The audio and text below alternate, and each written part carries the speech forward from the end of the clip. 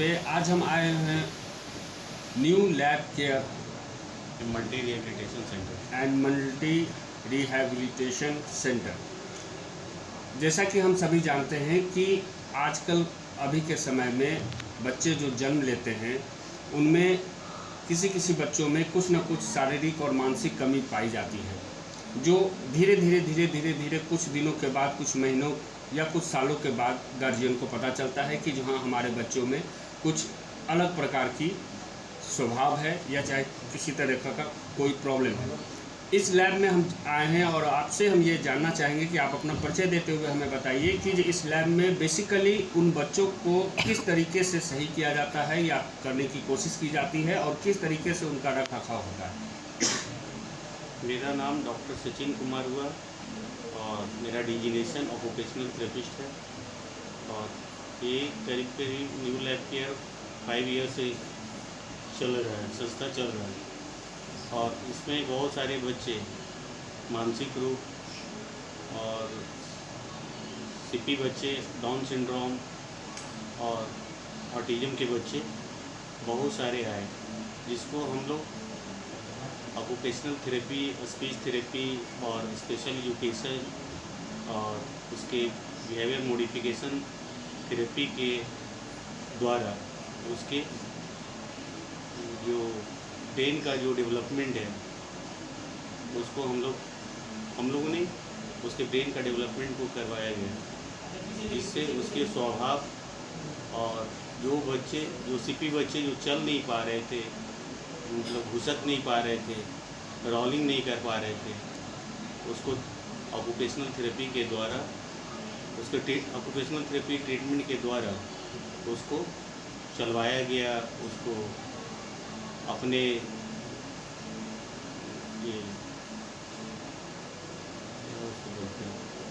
अपने आप में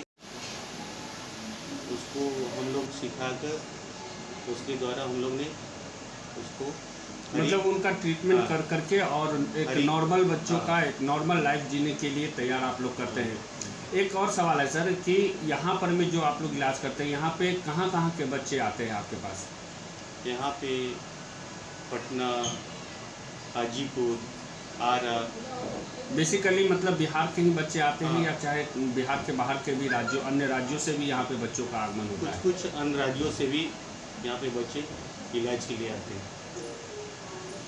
सर एक और सवाल है कि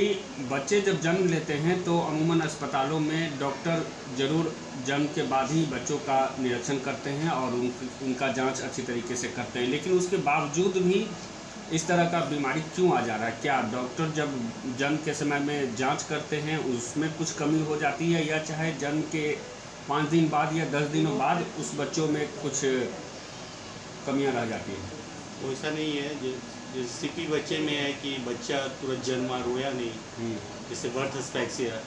मतलब ब्रेन को जितना ऑक्सीजन मिल पाना चाहिए इतना ऑक्सीजन मिल नहीं पाता है, जिसके कारण उसका कुछ ब्रेन का जो सेल होता है वहाँ पे डेथ हो जाता है, जिसके कारण उनमें जितना भी डेवलपमेंटल जो माइलस्टोन है वो सब डिले होते चला जाता है। और एक और सवाल बताइए सर कि जो ऐसे बच्चों के गार्जियन को तो लगता ही होगा कि हमारे बच्चे को किस तरीके से सही किया जाए, कहाँ पे सही किया जाए, कैसे ट्रीटमेंट किया जाए, तो हम चाहेंगे कि आप अपने तरफ से क्या कुछ मैसेज देना चाहेंगे कि उनके बच्चों को क्या पूर्णतः यहाँ पर में सुरक्षित तरीके से सही किया जा सकता है? इसका कोई मेडिसिन कोई भी इलाज नहीं है, जो भी है थेरेपी है। थेरेपी से ही इस तरह के बच्चे को हम लोग एक समान बच्चे के अनुकूल हम लोग बनाते हैं। जैसे ऑक्यूपेशनल थेरेपी हो गया, जिस बच्चे का ज़रूरत है ऑक्यूपेशनल थेरेपी का, जिस बच्चे को है फिजियोथेरेपी की ज़रूरत है, जिस बच्चे को स्पीच थेरेपी की ज़रूरत है, किसी बच्चे को जैसे उसका व्यवहार में मतलब कि समान व्यवहार नहीं है तो उसके लिए साइकोलॉजिकल हम लोग ये करवा के साइकोलॉजिकल ट्रेनिंग करवा के उसको एक समान बच्चे के अनुरूप में हम लोग ढालना चाहते हैं। आजकल सर बच्चे रोने लगते हैं तो उनको चुप कराने के लिए गार्जियन जो होते हैं वो उनके हाथ में मोबाइल दे देते हैं, कार्टून दिखा देते हैं या चाहे टीवी दिखा देते हैं। इस पे आपका क्या कुछ कहना होगा? ऑटिज्म जो एक बीमारी है सबसे बड़ा चीज़ इसका कारण है मोबाइल और टीवी। इसको जितना स्क्रीनिंग से हम लोग हटा सकते हैं उतना बेहतर है बच्चे के लिए। सबसे ज़्यादा इसका कॉज जो भी कॉज है ये है, आपका टीवी है, मोबाइल है, और इसका सबसे बड़ा चीज़ है कि और बहुत सारे कॉज है, मगर एक जो अभी तक जितना भी कॉज पता चला है तो सबसे बड़ा चीज़ है इसका मोबाइल टीवी है। उसके बाद सोशल, जो कि सोशल इंटरेक्शन बच्चे को मिल नहीं पाता है। पेरेंट्स अकेले हैं, माता पिता, अब बच्चे को टीवी दे दिए,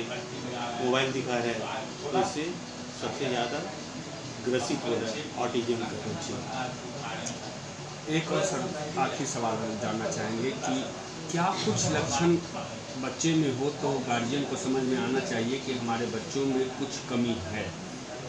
कुछ गार्जियन को बहुत देर से पता चलता है, 1 साल 2 साल 3 साल के बाद, कि मेरे बच्चे में कुछ व्यवहार अलग चीज़ है, बच्चा बोल नहीं पा रहा है, कुछ असमान व्यवहार मतलब कि घर में, जैसे कि अपने आप को हिट करना या फिर मतलब एग्रेसिव होना, अपने आप को कुछ सामान को फेंकना, थ्रोइंग करना, तोड़ना,